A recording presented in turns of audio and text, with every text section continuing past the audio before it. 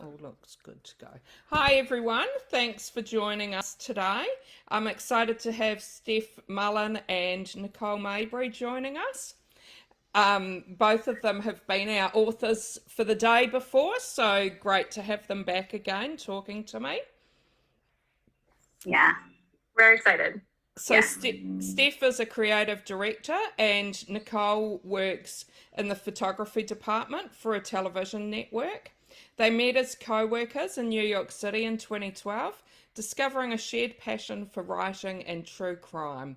After Steph relocated to North Carolina in 2018, they continued to collaborate. Separated by 5 states, they spent hours scheming via FaceTime and editing in real time on Google Docs. When She Disappeared is the duo's second novel, and they also are co-authors of the award-winning thriller The Family Tree. So just wanted to mention as well that I recently read When She Disappeared and really enjoyed it. It's something that grips you and wants to make you keep reading it to find out what's happening. So thanks for that. Just wondering if you want to start off by telling us a bit about When She Disappeared. Sure, I'll go ahead and do that. So When She Disappeared is, as you mentioned, our second novel. And it follows our main character, Margot. She grew up in a small mountain town where everybody knows everybody's business, but also has something to hide. And so after her childhood best friend goes missing right before graduation, her life is turned upside down. She ends up leaving town and doesn't come back until now, about 15 years later. And as she comes back to town, her friend Jesse's body is discovered. So she teams up with a documentary crew that comes back to the local little town to investigate the murder and tries to help uncover all those dark, dirty secrets. So find out what happened to Jesse Germain. Mm. And would you like to tell us about The Family Tree as well? Sure. Yeah. So The Family Tree follows Liz Catalano, and she is a 27-year-old woman who gets a 23andMe kit for her birthday, only to discover from the kit that she is adopted, and then later finds out she's also related to a serial killer. So we follow Liz as she searches for the serial killer in her family tree, but it also alternates with chapters from the victims' perspectives of the serial killer over a 40-year time period. And then at the end, they converge in real time. And hopefully we find out, who the killer is in her family tree. So, yeah, and I'm sure lots of people watching are interested to know, how do you write together? Could you tell us a bit about that? Yeah, absolutely. So we always knew we wanted to write together as soon as we both realized we loved writing. We have very opposite strengths and weaknesses, which we kind of joked, if we could just be one author, it'd be like the perfect person. So we knew we had to be very organized because we live in different states. So we were going to be working independently the whole time, but it was very important that it sounded like one cohesive voice for us. We didn't want it to sound like two authors were writing it. So the way we kind of accomplish that is we make a very detailed outline. So every chapter, how it starts, how it ends, and a couple main points that kind of happen throughout the middle, just so that everything connects once we put our chapters all together. And then from there, we kind of claim whatever chapters are really speaking to us. It's really writing itself in our head. We're excited about them. And then from there, kind of whatever's left, because there's always a few more challenging chapters that are a little intimidating. We just kind of divvy those up until we had equal halves of the book to write. So there's not really any alternating or rhyme or reason to it. It's more so just what we feel passionate about and what speaks to our strengths. And so then from there, I'll write a chapter, I'll send it to Nicole. She'll go and edit, add notes, add her flair, change things, make suggestions, etc. And then pass it back to me for kind of like final sign off on those additions that she made, and vice versa. And then at the end, we string them all together and we take turns doing full read-throughs. So It's been working really well for us so far, and hopefully that process continues to work for us. Yeah. And have you found you've had many disagreements?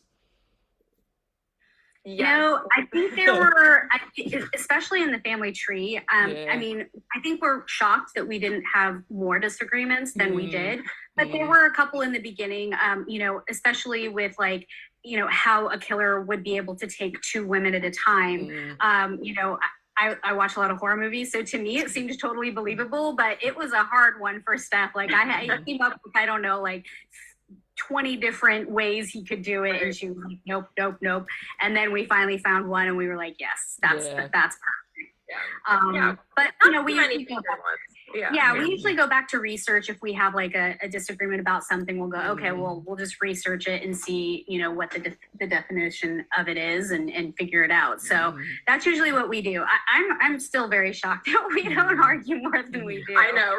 We kind of expected this might be hard on our friendship, but it actually hasn't been. I think we've really enjoyed writing together. We can write much quicker as a duo because it cuts the time in half. Like a first draft is more like a second draft, so we're really able to go through that process. We both wrote both the first book and the second book were both written fully in about 3 months, and then kind of edited and published. And like Nicole said, very few disagreements. We kind of just ask experts or look online for what would be the most realistic, because I think to us, we don't want to go into that horror realm as much as Nicole loves it. We try to keep it really rooted in what could happen to a real person, which is a little bit more my true crime inspiration influence. But so far, nothing too major, I don't think. And I think it's also because we both just want what's best for the book, so we don't really have a whole lot of ego if we come up with an idea and like the other person shows that it's not the right way to go. I think we're like, okay, you're right, that's not right. I think that's really where it's evened out for us, that we really just want that. And what about both the books you've published? Who had the first idea for it? Nicole, you can talk about the family tree. So the first one was really how I lured Stephanie into writing with me.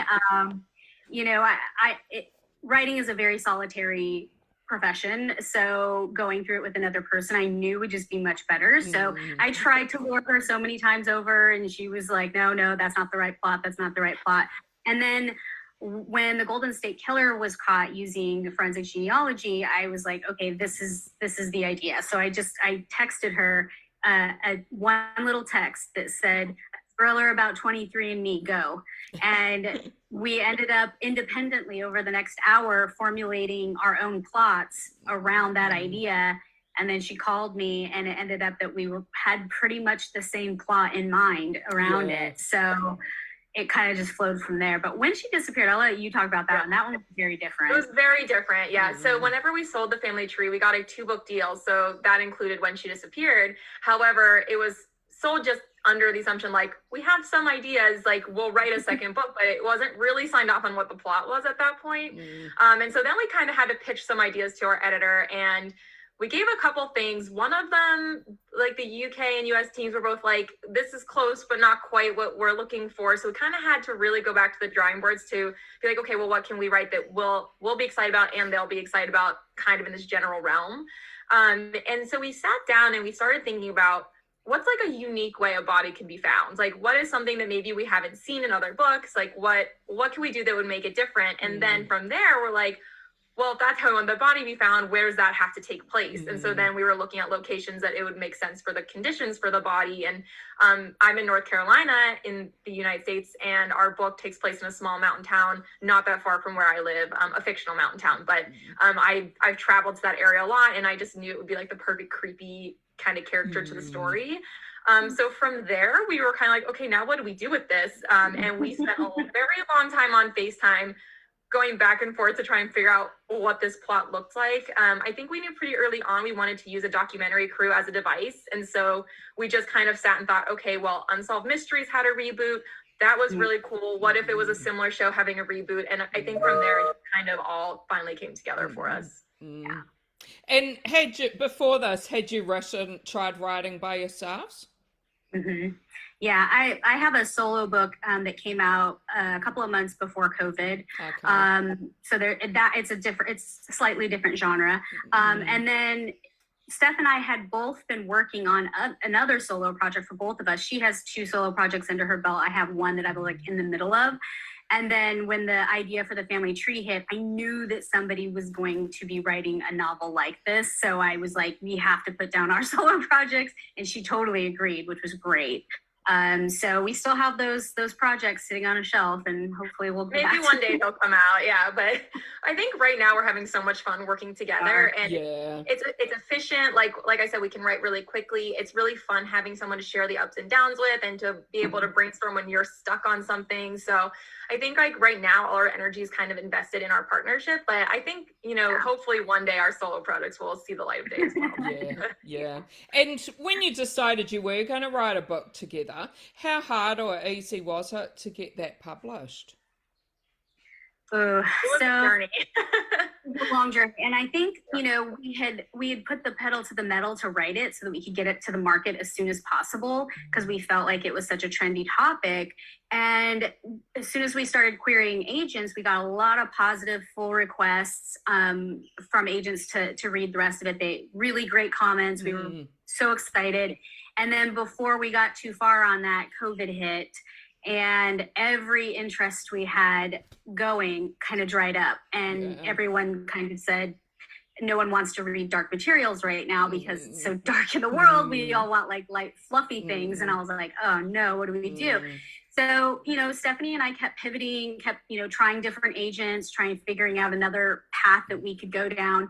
And we were just about to put it on a shelf when Steph said, why don't we just throw our hat in the pit mad ring, which for those who don't know, there's a Twitter pitch contest a few times a year, and 3 times a day, you can tweet out your elevator pitch for your novel within the limited characters that Twitter allows. And that includes all your hashtags on the very specific day that all of these agents and editors have agreed to participate. So we did that, and we got a request from our editor at Avon, HarperCollins. We sent it to her on a Friday. She read it over the weekend and was ready to offer on Monday. Oh, really? It just kind of was really fast, and we were so thrilled because, like I said, we were about to put it on a shelf. And she worked with us. Like she was really passionate about the story, which was amazing after all those roadblocks we hit. So she really worked and edited with us up in like even before it went to acquisitions, because she really believed in it. And then acquisitions came back with that surprise 2-book deal after I think probably a month or 2 of working on it with them. So it was definitely an interesting journey for us, especially because we're US based, and it was HarperCollins UK's imprint that kind of took us on. So we have a UK team, and then we have the HarperCollins 360 US team as well on our side, but we were kind of publishing internationally right out the gate with dual launches, which was a very cool experience, but obviously experience that we didn't anticipate when we started out. So everything happens for a reason. We were very lucky to have that path for us, but yeah, who would have thought that such opportunities can come off of things like Twitter? Exactly. You know? Yeah. And what are you working on now?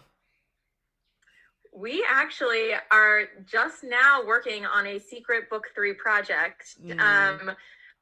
Nicole and I are gonna kind of get together in April, hopefully sometime, and really start hashing out details. But we've been brainstorming a lot of ideas, and we think it's going to be a very cool, trendy topic. I don't know how much detail we can go into at this point, but I would say it's again kind of a psychological suspense type story. The setting is going to play a really big role in it. It's going to have a really interesting cast of characters. Social media is going to play a big role in it. So we're very excited. We're hoping it's going to come together in the next few months. Yeah. Sounds good. And I'm interested to know what sort of things you like reading, and if maybe you can recommend some things to people watching. Well, I think both of us are big on thrillers and psychological suspense. Like we chain with those types of things. So that's definitely my preferred reading. I do delve into horror a little bit. Sometimes dystopian is good for me. But I'm not much into like romance. Sometimes women's fiction is good. But I'm trying to think this year, we've been writing a lot of articles like best of, and I just read Tessa Weigart's The Dead Season. It's book 2 in her Shana Merchant series. And I hadn't read book 1, so I was like worried that I wasn't, it was fine. I mean, it could definitely be read as a standalone, and it's so good. I'm still like 3/4 of the way done, and I need to power through that one, but it's really good. And then my favorite one that I read this year or last year was The Family Plot by Megan Collins. Okay, It's I've got that on really, my pile to read. Oh yes, you will Yeah, love it. Yeah, yeah. it's it's so really good. good. Lots of true crime tidbits in there, and just a really good story. And she's just a Mm-hmm. fantastic writer as well. Mm-hmm. And then the Yeah, last one, but I feel like a lot of people probably heard about this one, but right. we were never we were never here by Andrea Bartz. It was just picked for a Reese's book club pick. But that one's really, really good. I loved it. Mm-hmm. Mm-hmm. I was gonna get props since I'm right next to my bookshelf, so I can show the Yeah, good covers. idea. I'm similar with Nicole in what I pick up. I would say I'll read true crime in addition to Mm-hmm. fiction, but I love thrillers and psychological suspense, and I do love the occasional rom-com palate cleanser. Every once in a while, I need to lighten it up a little bit before I dive back into the dark side.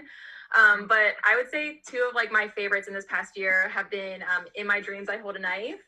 Okay. Ashley did an amazing job with this book. It was such a fun, fast-paced read, and I love like dual timelines and things like that. Nicole and I really enjoy doing unique formatting and thinking about those kind of things when we personally write. So I love when you see someone else really just like kill the pacing whenever they're doing kind of that dual storyline. So she did a really great job with that and giving you a nice wrapped up ending that still had some surprises kind of in store after you found out who did what. So Okay. really Yeah, enjoyed that's that. good. Yeah. Yeah, that was a great one. And then also Never Saw Me Coming by Vera Kurian is another one that I really enjoyed. It's very smart, and I like that. I felt like it was very well researched because she's obviously a very smart woman and used a lot of her personal studies in the psychology field into it. And who doesn't want to read something that makes you root for psychopaths to succeed, right? So I thought that was a really cool, unique concept as well. Yeah. Well, thanks for those recommendations. We always love adding more books to our list. Absolutely. We can never have too many books. Exactly, yeah. And I'm wondering if you could tell us what sort of research you do for your books and how you do that. Do you allocate one person's going to look at something and the other's going to look at something else, or a bit of both? Well, for the most part, I think that when we started writing, we kind of delineated what not only we're good at, but what we enjoy doing. And research is something that I love to do, and I can go down any rabbit hole you give me for like days. So I love it. So I was like, okay, well, this is one of the things I'm going to bring to this partnership is I can do endless amounts of research. But there's still a lot of things that Steph researches as well. For the most, I take on the bigger picture things, and I think Steph takes on like the smaller research type things. But I'm a knock on every door type of person. So I will, like for the family tree, we had to learn so much about genealogy, about how the FBI works, all those things. And, you know, I usually just will like message a ton of people that are on Facebook forums that are specialists in whatever field I want. And eventually one of them will say yes, and they did. So I ended up finding a genealogist on there. And then we contacted the FBI for the family tree and just said, would you be willing to collaborate and, you know, answer some questions for us on how the FBI operates? And they were like, absolutely. So that was fantastic. Yeah. We had this hour-long conversation with Jeffrey, who was just amazing. So that was really great. And then my other go-to source that I go to all the time is my childhood best friend. She now works as a forensic biologist at the Berkeley Criminal Pathology Lab in California. So, you know, especially for when she disappeared, we were like, we wanted to figure out how the body was found first. So I literally just called Jessica up and I was like, just tell me about the craziest ways people's bodies have been found. And she just was like, this wealth of information. Yeah, she was really fantastic. And then I went a little extra step further. I don't know if they have these in other countries, but in the US, we have at teaching colleges, they have things called the Body Farm. Okay. Have you heard of that? No. It's kind of gross, but it's basically they have these like lab facilities that have bodies that have been donated for research to study how they decompose in different environments. So they'll have bodies out all over a hill, all in different kinds of situations. So I contacted them and said, you know, would you be willing to answer some questions? And they were fantastic. A student, you know, contacted me back and said yes. And answered a lot of questions. And unfortunately, that situation didn't end up making it into when she disappeared, but I'm keeping it in the back of my head. I'm gonna find a way to find this body that they gave me. They came up with something really cool, but it was just they felt like not the right follow-up after doing the family tree because something about it was going to be a little too close to cover art. So it's tucked in the back of our brains. It did inspire then what we ended up doing, but we got something tucked in there that hopefully one day we can use. And for this new one, I mean, actually, I kind of think this new one that we're working on is the most research I've done so far without talking to an expert yet, which I'm sure I will have to at some point. I mean, I think I've already spent like a week, and and just to give you a little taste, it's like wind patterns and currents and things like that, and you know, it just weird things that a normal person wouldn't know. So at some point, I'm going to try and see if I can contact a geologist or something. Someone environmentally. About the environment. Oh, sounds really, really interesting, and I'm sure you find a lot of strange and interesting things when you're doing your research. Yes. I'm sure we're on several FBI watch lists at this point from our searches. I know, especially when we were looking up weird ways bodies have been found. Like the amount of obscure searching we were doing for just like, no, we want it to be weirder. I was like, there's no way this isn't getting flagged somewhere. And I've got a question from Sarah. She's wondering, do you ever find it difficult to stay motivated when you're reading? When we're reading, yes. I talked to Nicole about this a lot there's so many incredible books we want to read, and we've befriended so many incredibly talented authors by becoming writers. So our TBR stacks are always constantly like piling up. And it's hard because when you're writing and reading your own stuff all day, and we work day jobs as well, where we're doing a lot of creative things.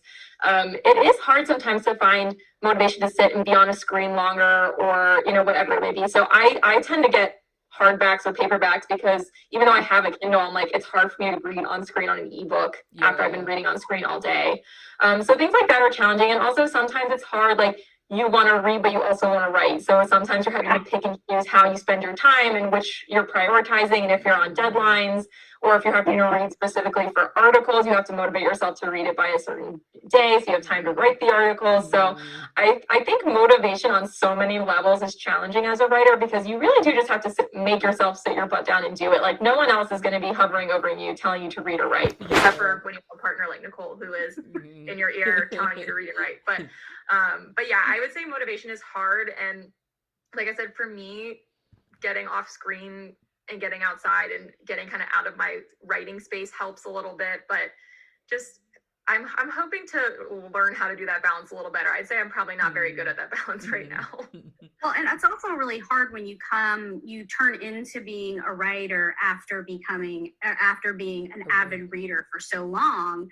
It's like, it's hard to find time to read for pleasure these days, you know, because usually when I'm reading for research for one of our books, or I'm reading for articles that we're going to write, or we're reading for friends and to give them, you know, great publicity about their book because they do the same for ours. So it's really hard to just find a book that you know nothing about but looks good and you want to read it, because there's just no time for that anymore. But yeah, like Steph, I'm hoping to get better about that. Yeah. And Sarah's got another great question. She wonders if you have an exercise plan if you've been sitting reading or writing for too long. My exercise plan is my very active puppy that I adopted during the pandemic. She does not let me sit still for too long at a time because she constantly wants to walk and play with her friends. I'm actually hoping she doesn't start barking at me for dinner while we're chatting. But I mean, we do a lot of walking around the neighborhood, a lot of going to run around with her friends. So that, I mean, I'm so grateful for that, honestly, because if she didn't, I would probably never move from my computer because between work and writing or reading, I feel like I would forget to move from my desk. Like if she's gone for daycare or something, I will just be sitting for hours, and all of a sudden I can't move when I stand up. So that's really helpful to me, and doing some kind of like restorative yoga I find really nice and relaxing. So I try to sprinkle that in when I can, but mostly a lot of dog walking. Yeah. And, it used to be dog walking for me as well, but we lost our last dog last year. We will be getting a new dog at some point. We just haven't found the right dog yet. But in the meantime, motivation for working out is the same as motivation for writing for me. Like, I have to really want to do it to actually do it. So during the quarantine, I bought a trampoline, a mini trampoline. And so so anytime I'm like feeling like my limbs are feeling stiff or anything, I'll just throw the trampoline down and do some jumping for about 5-10 minutes just to loosen everything up. But it happens because like Steph said, you can just get lost and you look up the clock and it's been 4 hours. Yeah. Right. You're like, what just happened? It's dark outside. Exactly. Yeah. And I'm wondering if you could share with us what you think makes a good story. It's funny. Nicole and I are very different readers and writers. For me, I am obsessed with character and character development and settings. Like I really get my joy out of those little details and the thought that goes into things like even behind the page that you're maybe not seeing, but dictates how these characters act. So I really love a story where you have interesting characters and they're kind of driving the one page to see what they do next. But I think just the way the characters and the setting and everything come together to make you really feel like you're inside the story, I think is really what does it for me, because then I can really imagine myself there in their shoes. So that's really where my love kind of comes from. Yeah, and I'm definitely more plot based. That's kind of one of the things I do. I come up with as many plots as I can. I throw them all at her and she picks which ones are actually worthy. But for me, it's like the plot really has to sing for me. I've read a lot of books or watched a lot of movies where it just doesn't feel like a complete story there. Yeah. Like I feel like there's so much more that needs to be said about that. And yeah, I need a complete story. I need a great character arc. I need all of those things. I need the inciting incident. I need the conclusion. And when I mean a conclusion, I don't necessarily need to have it all wrapped up in a pretty little bow, obviously, because, ours haven't been like that.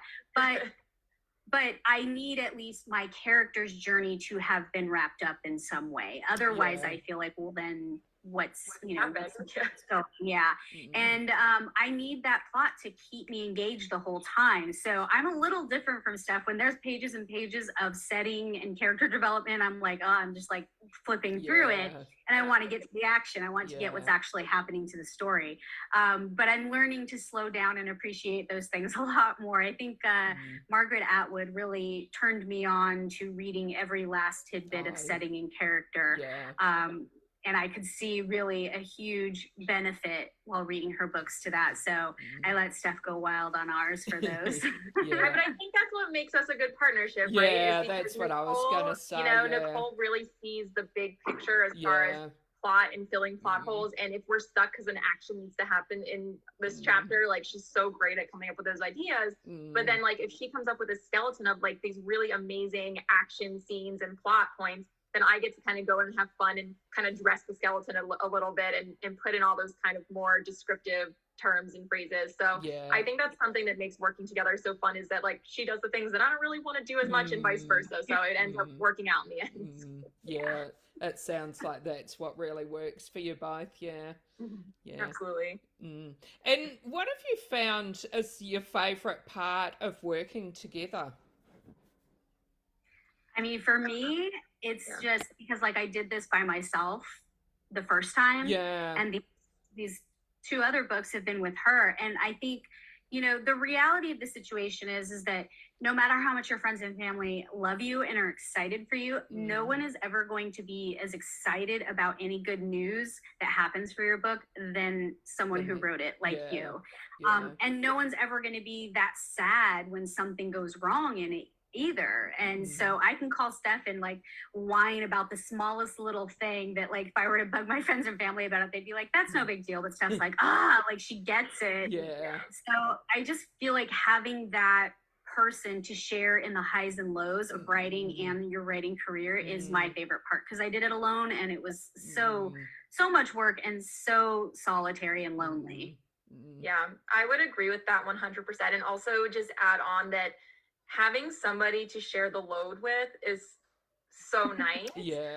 Because we do both work full time still as well. And writing is so much more than just writing. Like you're writing, you're editing, you're doing social media publicity, you're doing marketing, you're doing pitching things. Like it's really is a full business whenever you want to take it seriously. And I don't think either of us have enough hours in the day right now to do it and not lose our minds if we didn't have someone to kind of share that burden with. I have so much respect for all the authors that are doing it by themselves because I feel like I would never sleep if I had to do it all alone, or it would just take me so much longer and I wouldn't be able to put as much creativity and thought behind everything that I do. So having someone that can motivate me, and if I have a day where I'm like, I can't do it today, and Nicole has a day where she's less busy, she can pick up that slack from me, and the other way around as well. So if we know we have 2 weeks to edit our book and I'm really busy with work one week, but she's not, she can take it first and then I can take it the next week and things like that. So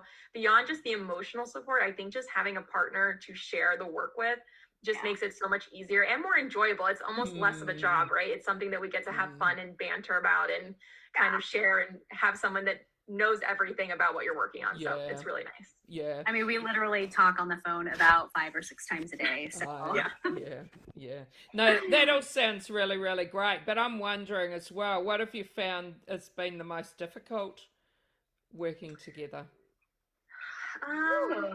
I think for me, the hardest part of every book that we start writing is figuring out if it should be first person or third person, because Steph is a third person all the way, and I am all about first person. So, I think when we wrote the family tree, we decided to put both of our preferences aside, and we wrote the first 3 chapters in both third person and first person. And we had our beta readers. She had 3, I had 3, so it would be equal. We had them all read it, and we didn't tell them who liked what. We were just like, this is what it is. Tell us which one it sounds better in. And they all agreed on one, so we went with it. But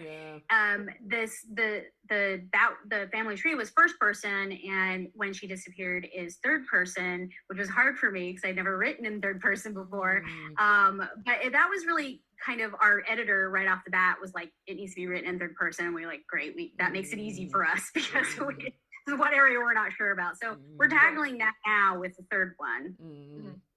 I think that's the case. And then I think just also just being mindful of the fact that we both do have things going on in our lives individually. Like it's very easy to get caught up in the excitement and just like obsessively call each other with like, I had this idea, or I need you to do this, or like we have to do this thing. And just I think us learning where the balance is a challenge that we're gonna have to continue to work on, right? Because we both get really excited and get like, we want this done right now, but at the end of the day, like we do have other responsibilities in our lives that we can't totally overlook. So I think finding the balance between working together very quickly, but also balancing our personal and emotional needs and the needs of the other people in our lives is just something that you kind of have to take into consideration as well. Yeah.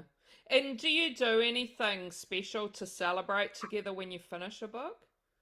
Usually, since we're not in the same place, do some Zoom champagne together, but we do try to get together when we can. Like the family tree, Nicole ended up being able to come down for our launch, and we were able to have like a little backyard launch party and have cake and champagne and like all of that. So that was really nice. But individually, we just kind of celebrate with our loved ones that we live with or near, and flowers, dinner, bubbles, all that good stuff. But I feel like we haven't really had a break though. Like I feel like we're always just on to the next one. So I don't know. Well, I always love this story that I did actually fly down to see her when we finished when we were going to write the very last chapters of the family tree. And so we were really excited. We were like completely done. We couldn't believe it. And then we're like, okay, now we have to put all the chapters together into one book. And we put them all together, and we had champagne, and we were like really excited. And it was like 150 pages, and we were like, it was like half the word count it needed to be, like half. And we were like, oh my gosh, we have to basically double this in order to like send it to everyone. Anticlimactic. That was pretty funny, but definitely always champagne and snacks is like the way to our hearts, I would say. And Sarah's wondering if you've ever done a book tour. We've done some virtual events with different people and through different bookstores. doing it coming out during the pandemic has been a challenge in that sense, that there hasn't been a lot of in-person things, but things are starting to open back up again. So we're hoping that we're going to start getting to do some in-person things moving forward. So One Shift Appeared comes out in the US in September, and so fingers crossed that we'll kind of get to do some in-person stuff for that. It'll be fun. Yeah. Yes. Well, Mostly virtual though. thanks so much for chatting to me. It's been great to chat to you and great to have you back again in our group. Just wondering before you go, do you want to let people know how they can keep in touch with you? Sure. So we're on all social media. We have a website, mullinandmabry.com. And we're also on social media. So we're on TikTok at Mullin and Mabry if you want to follow along with those shenanigans.